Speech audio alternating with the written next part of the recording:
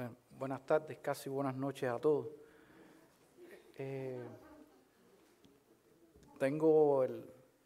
No sé si seré el último, ¿no? Pero tengo la terrible responsabilidad de hablar en este momento de una forma breve, se los prometo, uno. Dos, tengo la impresión de que voy a hablar de algo que no ha estado totalmente abordado en las intervenciones anteriores. Como la senadora, no soy biólogo, no soy oceanógrafo, soy un apasionado de estos temas, pero el mundo en el que yo me muevo es de las negociaciones internacionales. Y por lo tanto voy a estar comentando un poco, ¿no? Cómo están las sombrillas, para decirlo de alguna manera, las sombrillas políticas que inciden o que van a incidir en el manejo de los océanos, costas y mares en los próximos años. Y en mi opinión, puede que no sea muy modesto lo que diga, ¿no? Pero en mi opinión puede dar un poco más de luz en cuanto a las orientaciones que pueda haber en el futuro para los gobiernos, ya sea nacional, local, por las cosas que he estado escuchando en el día de hoy. O sea, quiero precisar un poco lo que los propios gobiernos de los países que estamos aquí, por ejemplo, han estado acordando hacia dónde queremos que vayan los acuerdos ambientales internacionales. Entonces, vamos a ver si esto lo hice bien.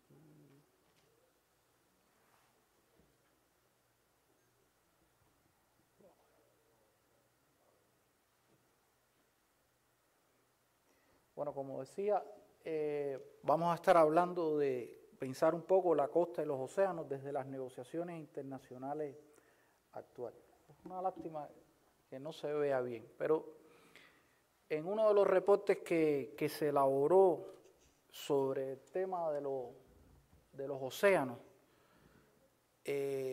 para los diferentes informes de cumplimiento que se están haciendo de los ODS, se logró comprimir en un párrafo, o por lo menos en un bloque de ideas, todo el universo, yo diría que de desafíos están sobre los océanos hoy mismo. Porque a veces, y lo veremos después, ¿no? Realmente el abordaje de los océanos no tiene un lugar específico. El abordaje de los océanos hay que irlo llevando de reunión en reunión, de foro en foro, según la naturaleza de cada uno de los espacios, lo cual hace que el tema sea mucho más complicado de resolver y de conciliar a nivel global.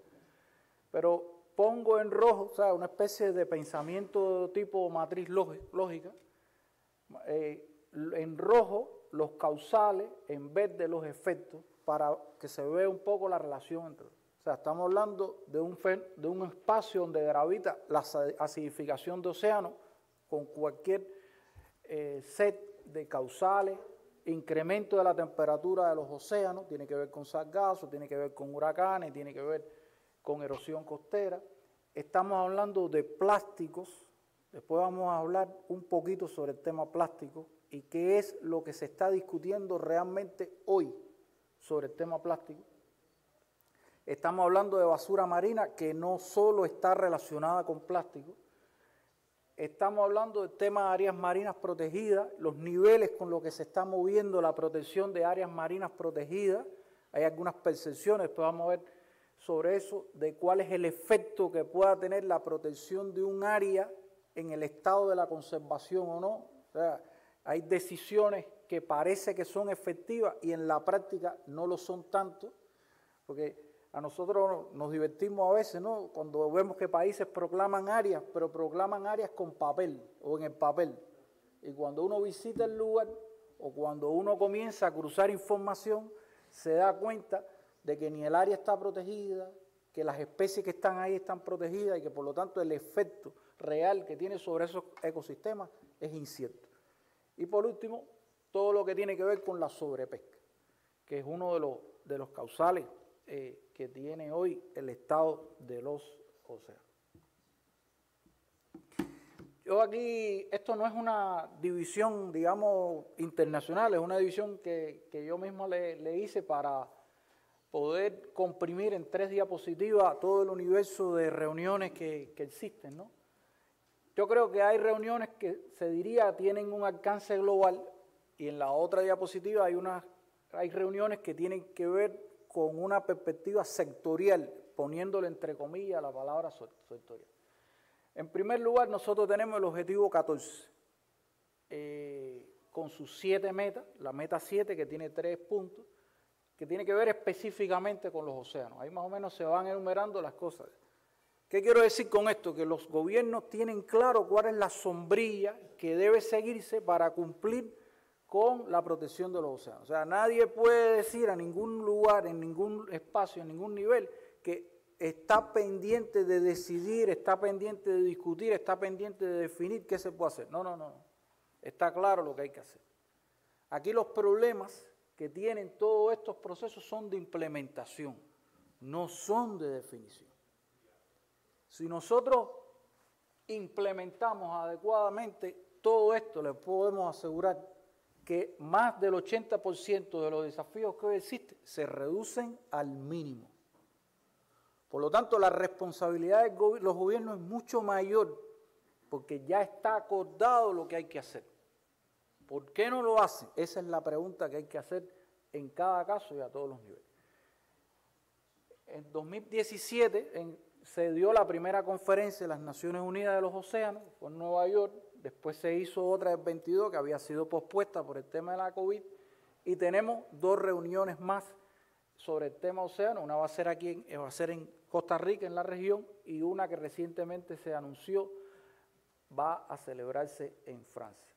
Y tenemos otra que estamos a pocos días de que fue adoptado el Tratado Internacional para el uso de los recursos naturales, biológicos, sobre todo, más allá de las aguas jurisdiccionales. ¿Cuál es la importancia de esta diapositiva, como yo la veo? Que aquí se está cumpliendo un ciclo donde se visualiza, se jerarquiza el tema océano. Antes del 2015, las intervenciones eran aisladas, no era el problema, no era la preocupación, no era la necesidad. Y poco a poco el tema ha ido ganando espacio y los análisis se han ido corriendo de la costa hacia el océano. Y muchas fuentes contaminantes que estaban en la tierra, que estaban incidiendo en la costa, nos hemos dado cuenta, la evidencia científica ha ido apuntando que también ha estado afectando los océanos. Y destaco esto porque en lo que está ocurriendo en estos foros específicos es justamente cómo ir remediando todas estas fuentes contaminantes que proceden del ámbito donde se desenvuelve el hombre. Porque como bien se ha dicho aquí, esto tiene un origen antropocéntrico. Aquí tenemos el Acuerdo de París, que no es explícitamente sobre el tema de océano, sin embargo, en el razonamiento de su implementación se ha estado hablando de la necesidad de ocuparse también de los océanos. Ustedes se acordarán, el Acuerdo de París es un acuerdo que establece reglas para reducir emisiones. Pero no se puede reducir solamente emisiones para enfrentarse al cambio climático si no se hacen acciones de adaptación, incluso acciones de adaptación y mitigación. Y ahí entra el tema de océano. Hubo un muy interesante informe del IPCC hace unos años atrás sobre océano que incidió en varias de las discusiones que se están teniendo. Yo, por ejemplo, recuerdo una conclusión, en mi opinión, controvertida, ¿no?, de ese reporte del IPCC, donde se decía que la solución de los problemas del océano es proteger al menos el 50% de su espacio, digamos, marino, ¿no?, como tal, como forma de proteger. Eso prácticamente podía paralizar la actividad económica global si se reducía al 50% solo el uso. Ese 50% marino de alguna forma llegó a un acuerdo que se adoptó en el Convenio de Diversidad Biológica el año pasado de proteger una parte de ese espacio dentro del 30% global, que es la famosa Meta 3 del marco estratégico que fue adoptado también. Volviendo aquí a la parte de cambio climático, está la decisión de la COP27 del Fondo de Pérdidas y Daños. Pero ¿por qué es importante esto? Porque para poder evidenciar pérdidas de daño, uno tiene que demostrar que ha habido afectación. Y la afectación es erosión, la afectación es vulnerabilidad, la afectación es pérdida de espacio por los impactos del cambio climático. Termino aquí en lo siguiente. No, por aquí se cayó. El año pasado, cuando se dio la segunda fase de la Asamblea de Naciones Unidas para el Medio Ambiente, se adoptaron varias disposiciones, pero hay dos que inciden directamente en el tema. La famosa decisión que insta a la comunidad internacional a discutir sobre el acuerdo para, quiero que escuchen bien, el manejo de la contaminación por plástico. Parece una tontería, pero introducir la palabra polución, el plastic pollution, duró días. No es un tratado sobre el plástico, va a ser un tratado sobre la contaminación por plásticos. Eso es lo que se acordó en esa reunión, porque el problema no es el plástico en sí mismo. Y los países en desarrollo no les conviene que el problema sea el plástico en sí mismo. El problema es el manejo del plástico. Porque como siempre se ha estado explicando, y recuerdo que en Guatemala en la conferencia de cooperación se hablaba de eso, una decisión radical sobre la eliminación del plástico puede poner en una situación muy grave a las economías que descansan en el turismo, por ejemplo, que encarecería considerablemente su costo de servicio. Y es lo que muchos desarrollados quieren, muchas empresas competitivas quieren, muchos grandes operadores del turismo quieren. Entonces, por lo tanto, cualquier transformación en el manejo del plástico tiene que ser hacia la contaminación y tiene que ser de forma gradual, con medidas, por supuesto, hay medidas de carácter individual, pero viéndolo a nivel de país se debe avanzar de esa forma. Bueno, el 20 de agosto debe ser publicado la primera versión de ese texto, que solo se dispone de 18 meses para discutirlo, según se acordó en esa decisión. Y la resolución 5, que tiene que ver con soluciones basadas en la naturaleza para apoyar el desarrollo sostenible, es una resolución interesante. ¿Y por qué la estoy comentando aquí? Porque las soluciones basadas en la naturaleza, todo el mundo debe haber escuchado del tema, ¿es así o no? ¿No? Sin embargo, cuando uno pregunta qué es soluciones basadas en la naturaleza, según lo que ha sido acordado internacionalmente, la discusión se para de manera inmediata. Entonces, lo primero que había que hacer era, antes de endosar el término, es cuáles son las soluciones basadas en la naturaleza que vamos a estar recogiendo. Y a lo largo de este año se está desarrollando un proceso de consulta. Y marco este punto aquí porque, por ejemplo, en la consulta regional de América Latina que ocurrió hace pocos días, nosotros estuvimos hablando del tema de la conferencia, que es la recuperación de playas arenosas.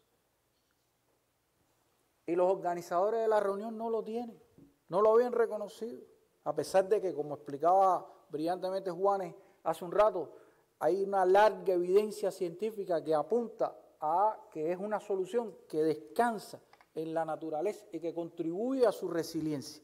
Y sin embargo no lo tienen. La recuperación de playas arenosas no es financiada por el Fondo Verde del Clima, porque no la considera una solución verde. Miren qué cosa más contradictoria. O sea, algo que se hace desde la naturaleza y para la naturaleza, sobre la base de una rigurosa evaluación ambiental, los operadores económicos no la admiten. Y ciertos círculos en países desarrollados no lo reconocen. Y ojo, sin recuperación de playas arenosas, se puede poner en entredicho el futuro de la industria turística en países del Caribe. que están viviendo procesos de erosión costera y procesos de impacto agresivo del cambio climático. Entonces, por lo tanto, no es un tema menor. No es un tema menor dentro de ese proceso negociado.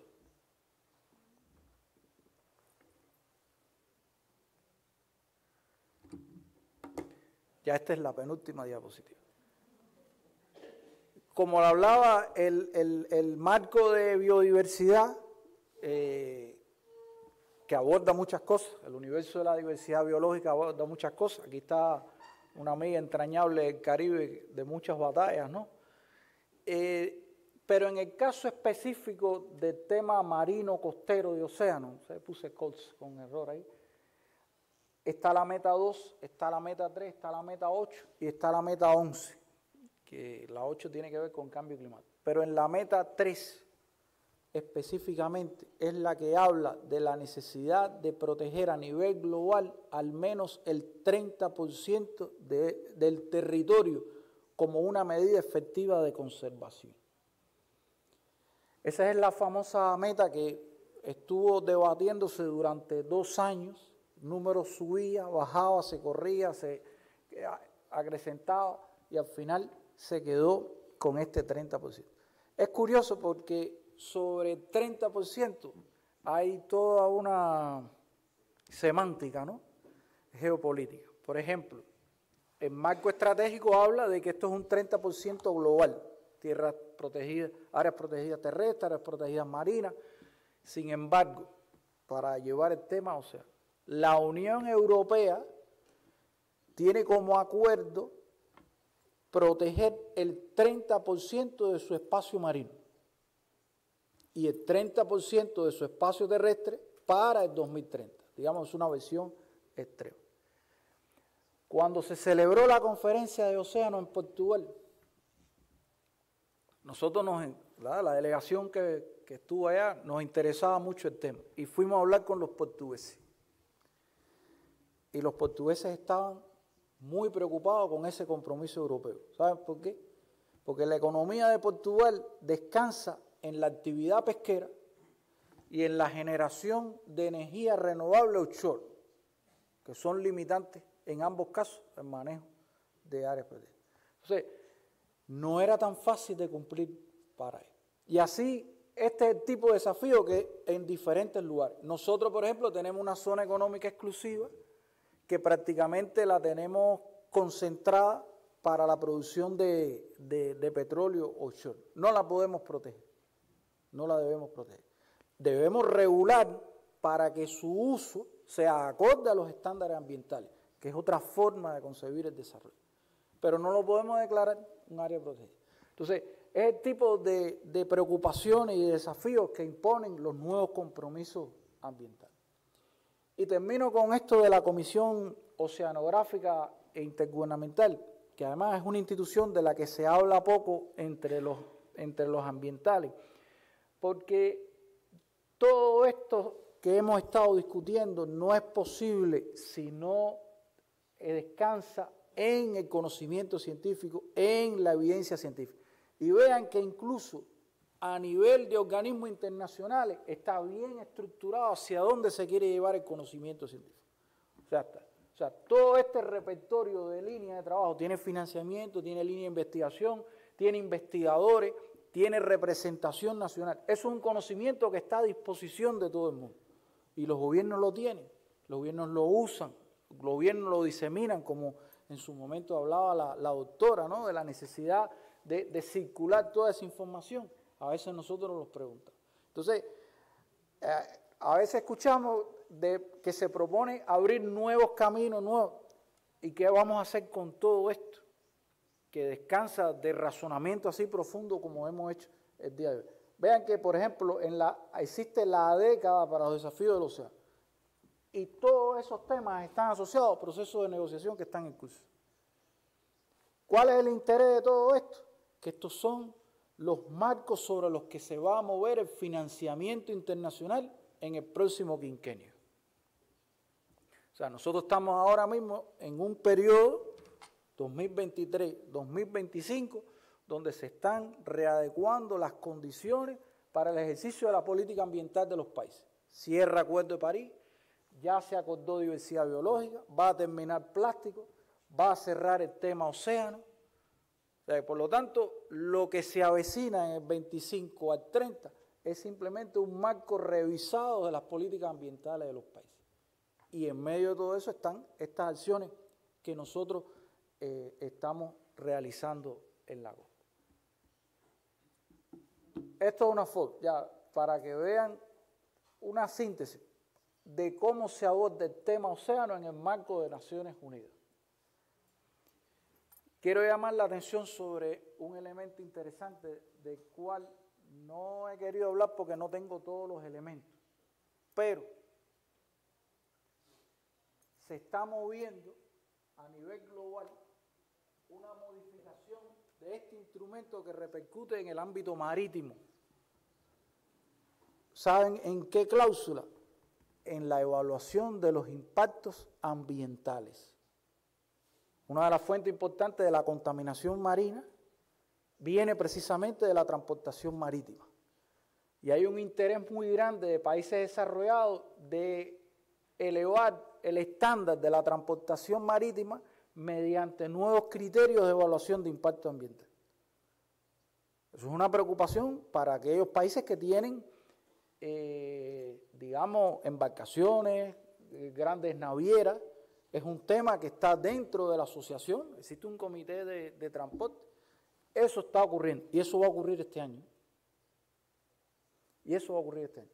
Entonces, bueno, esta es una, digamos, una foto, ¿no?, de cómo se aborda el tema océano en diferentes espacios, ¿no? Algunos de ellos los estuve mencionando y otros muy por arriba. Y creo que ya terminé. Gracias.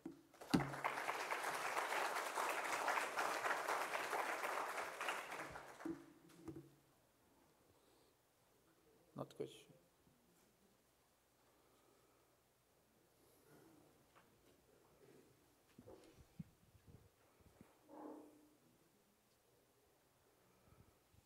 Hello, my name is Reinhard Viersma. I work for Van Oort, and we are into nature-based solutions. So, like your comment that a beach nourishment or sand engine is a nature-based solutions. Maybe for information, are you aware of the IUCN definition for a nature-based solution? I was introduced that last week, and I think that helps. I think for a lot of people who don't know what a nature-based solution is to validate if it's a nature-based solution.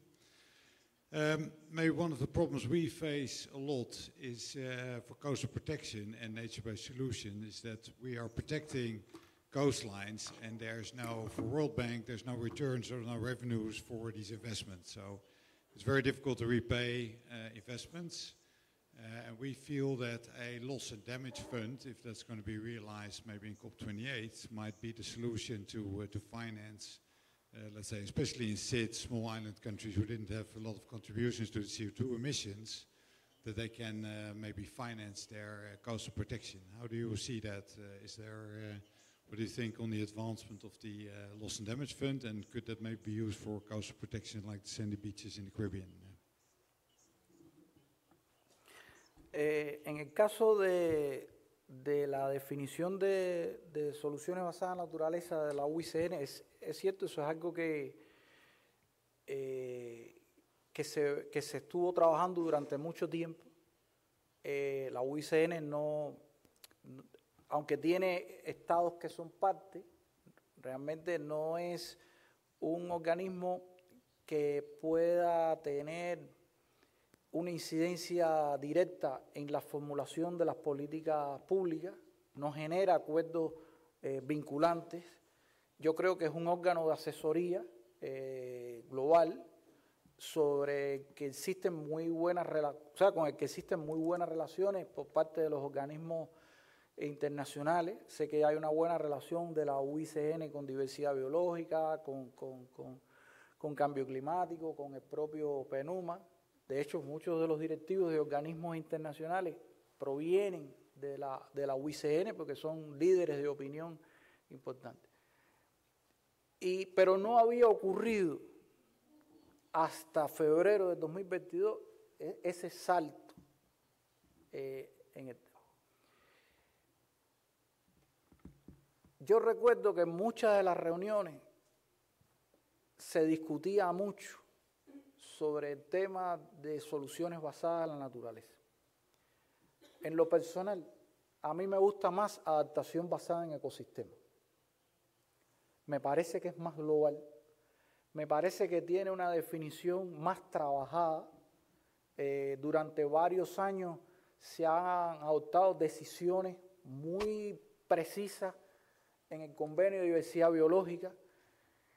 Es una metodología que vincula cambio climático con diversidad biológica y protección costera, como no lo ha logrado soluciones basadas en la naturaleza. Tiene un criterio general de aceptación de los gobiernos. Sin embargo, no era aceptado por muchos países. Y se favorecía mucho el uso de soluciones basadas en la naturaleza. Entonces, yo creo que lo que se logró es esto, ¿no? Bueno, vamos a trabajar en el concepto, no para limitar los procesos de intervención en la costa a esto, pero bueno, vamos a trabajar en su definición, porque como siempre nosotros decimos, las soluciones, que alguien creo que lo mencionó en la mañana, me parece que fue el profesor colombiano, el ecosistema dicta qué solución va a tener, ¿no? Entonces, yo siempre digo en las discusiones nosotros tenemos un problema en La Habana muy grave, que es cómo proteger a la mayor comunidad costera de Cuba que vive cerca del malecón. 1 millón, Juan, ¿no es? Alrededor de o sea, la línea. Y las características de ese espacio, para no entrar en detalles muy técnicos, no puede requerir una recuperación de una playa por el tipo de suelo que tiene. Ahí va a haber una solución gris. Y entonces, ¿cómo yo puedo crear en esa sombría política internacional una solución que va a proteger a una parte importante de la población de la capital?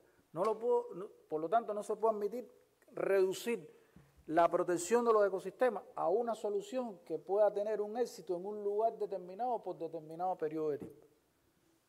Entonces, ese es el intrínculo de ese tema. Y esa era la limitación que tenía la definición de la UICN.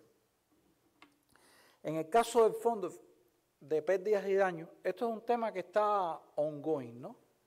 Está en proceso, porque la COP27 a lo más que se pudo llegar es: vamos a acordar a crear un fondo para reparar a aquellos países que sufran de un set de daños, un repertorio de daños.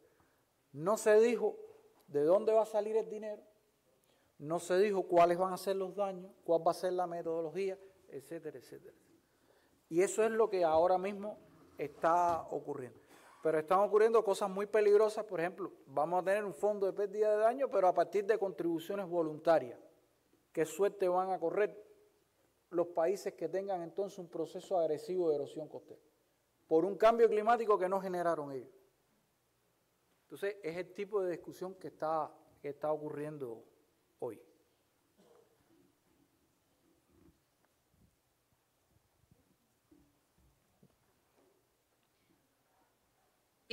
Buenas tardes, muchas gracias por la presentación muy interesante. Quería consultarle acerca de las recomendaciones que pueda brindar para el seguimiento del cumplimiento de los países firmantes de todos estos acuerdos. ¿Cómo se puede hacer para que realmente se implementen las medidas que son establecidas dentro de estos acuerdos? A ver,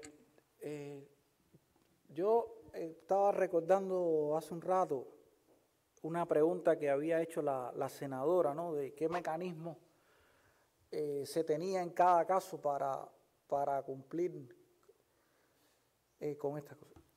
La experiencia de Cuba, que no digo que deba generalizarse, pero es la que yo conozco, ¿no? Varía según el acuerdo, ¿no? Varía según el acuerdo y según el alcance del acuerdo. Por ejemplo, en el caso de cambio climático, nosotros tenemos, que era lo que hablaba Isis en la mañana, el Plan de Estado para el enfrentamiento al cambio climático, que es un proceso que no es de gobierno, sino es de Estado, y que lo que busca es ordenar la adaptación al cambio climático en todo el país. El mecanismo de seguimiento de ese plan supera al ministerio nuestro, al SISMA. O sea, es algo que está coordinado, dirigido y atendido por un viceprimer ministro. Y a esa persona le responden todas las autoridades que estén vinculadas en ese plan. ¿Por qué? Porque el alcance de los compromisos climáticos trasciende la cuestión ambiental, porque incide en lo que es plantas de producción altamente emisoras, o sea, lo que tiene que ver con cambio climático que es conocido. Va a pasar lo mismo, por ejemplo, con plástico, porque el asunto de plásticos, del manejo, la contaminación por plástico, no es un asunto solamente ambiental, es un asunto industrial, es un asunto tecnológico y por lo tanto requiere de mucha mano. Por lo tanto, cada uno de esos acuerdos debe tener su propio plan de implementación. En el caso de Cuba, para terminar la idea, existe el Plan Nacional de Desarrollo Económico Social hasta el 2030. O sea, es como la manera en que se implementa la Agenda 2030 en Cuba. Entonces, ese plan está dividido en Cuba en diferentes ejes o macroprogramas. Y en el caso de medio ambiente hay un macroprograma que se llama Recursos Naturales y Medio Ambiente, que es el que coordina este viceprimer ministro, y ahí se incluyen todo lo que se dispone en esos compromisos internacionales. Quiere decir que el macroprograma funciona como mecanismo de evaluación de los compromisos ambientales y quienes integran ese grupo, el viceprimer ministro y los ministros de cada una de las carteras involucradas. Según la naturaleza de lo que se discuta, los temas pasan al Consejo de Ministros y por lo tanto a discusión del presidente. Pero a ese nivel. ¿Por qué? Porque las acciones que están dentro del macroprograma deben tener un soporte financiero en el presupuesto. O sea, para poder llevarlo de una forma y la otra. Hay un marco muy favorable, que era algo también de lo que preguntaba la senadora hace un rato, es que nosotros estamos transitando en un cambio de la legislación ambiental. Hay una nueva ley de medio ambiente en Cuba que recoge parte de los nuevos compromisos que se han adoptado con toda la norma complementaria, incluyendo un decreto revisado del decreto ley de costas. O sea, es en las condiciones en las que nos estamos moviendo hoy, realmente. Pero en ningún caso la responsabilidad del cumplimiento de esos compromisos ambientales se reduce a la ministra del SISMA. Es algo que está por encima de ella, por la naturaleza de los compromisos que se han adoptado.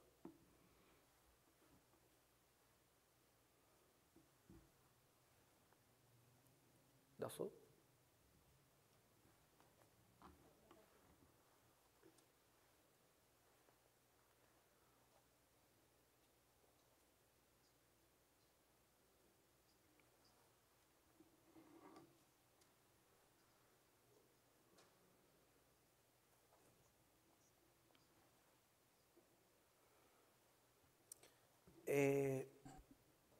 Esto es un tema interesante a los efectos de las islas.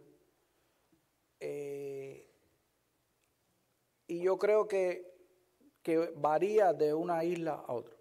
Por ejemplo, para salirnos un poco del ámbito, ¿no?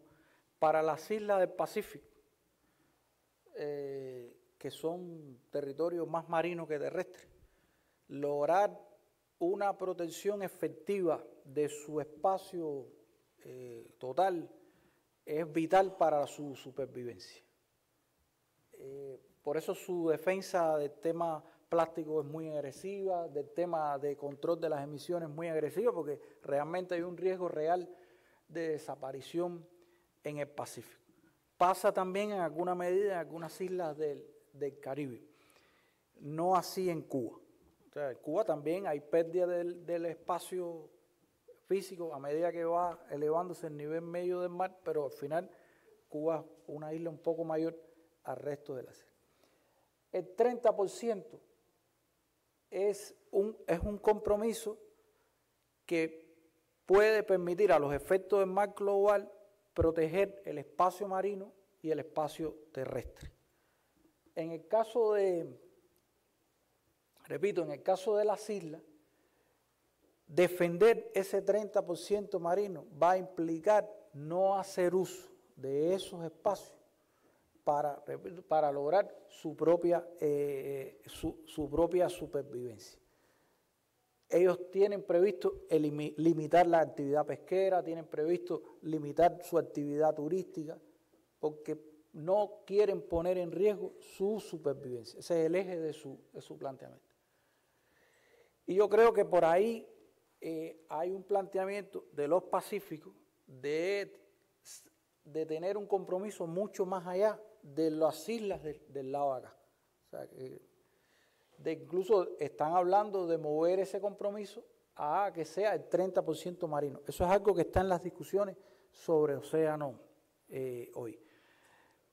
Yo creo que al final, para decir lo último, ¿no? Yo creo que cada país debe determinar nacionalmente qué va a hacer con ese 30%, porque va a responder a sus condiciones nacionales. Eso es una cuestión. Y lo segundo, la cuestión no solo se limita a proclamar áreas, sino al manejo efectivo. Porque cuando uno analiza el cumplimiento de las metas de Aichi, que fue las metas de biodiversidad que existieron antes del marco global, que se adoptaron en el 2010, a la actualidad, uno se da cuenta que el crecimiento de las áreas protegidas fue mínimo. Por lo tanto, tampoco puede sobreestimarse las expectativas de que un 30% va a ser una solución real de los problemas. Porque no se trata de proclamar nuevas áreas, sino de manejar adecuadamente las que están, que es hoy donde está el centro del problema y que lamentablemente no se ve así.